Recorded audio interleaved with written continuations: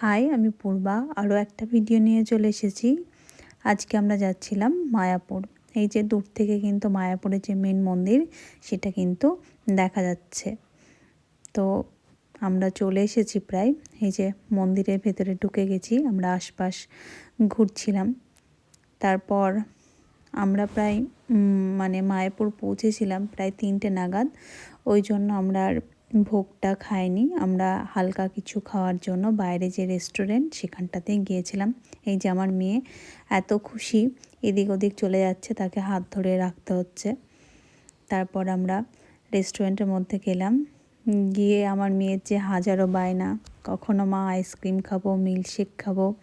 Ultimately কোনো খাবারই সে খায়নি, কিন্তু খাবো।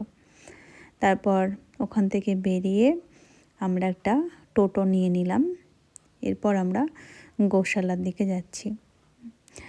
আমি এতবার মায়াপুর এসেছি, সত্যি বলতে গিয়েছি, কিন্তু না আমি আজ অবধি মায়াপুরে কোনো কিছুই ঠিকঠাকভাবে চিনে বা বুঝে উঠতে পারিনি। যেমন এই যে ভোগ খাওয়ার সময় আমি কোনো দিন ঠিকঠাক টাইমে পৌঁছতে পারলাম না। তারপর এই যে আরও আশেপাশের জায়গা আমি ঠিকঠাক চিনতে পারি না। আর এখন তো মেয়ে হয়ে গেছে, তো ওর জন্য তো হেঁটে ঘোরা আমার পক্ষে একদমই ইম্পসিবল। তো এই যে গোশালার দিকে যাচ্ছি। এই ভিডিওটা যখন করছিলাম তখন সময়টা প্রায় 4টে মতো বাজছিল। আর শীতের বিকেল, এত সুন্দর লাগছিল, হালকা একটা রোদ, পড়ন্ত বিকেল, খুব অদ্ভুত লাগছিল। গোশালা পৌঁছে গেছি, কি সুন্দর, কত বড় বড় গরু। আমার মেয়ে তো খুব আনন্দ পেয়েছে। গোশালা থেকে বেরিয়ে আমরা একটু আসলাম ওই যে পার্কের সাইডটা, এত ফুল, আর এই যে ওকে বাবা মার হাত ধরে জাম্পিং করছে, না হলেই কান্নাকাটি এদিক ওদিক পালাচ্ছে। এই যে খুব আনন্দ।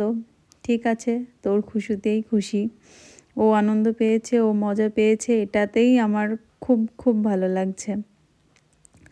তারপর আমি এদিক ওদিক ঘুরছিলাম। এই যে ফুলগুলো এত সুন্দর লাগছিল, আমি চারপাশ দেখছি, ফোয়ারাটার উল্টো দিকেই আমি আছি, এত লোকজন, ভীষণ সুন্দর লাগছিল। আর এই যে আমার বোন এদিকে রিলস বানাচ্ছে, আর আমি এদিক ওদিক দেখছি। মায়াপুর আমার এত ভালো লাগে, আমি এতবার গিয়েছি, আমার এত মন শান্তি হয়ে যায় না, আমি জাস্ট বলে বোঝাতে পারবো না। যদি আমার ভিডিওটা ভালো লাগে তো like, share, comment, subscribe. Tata.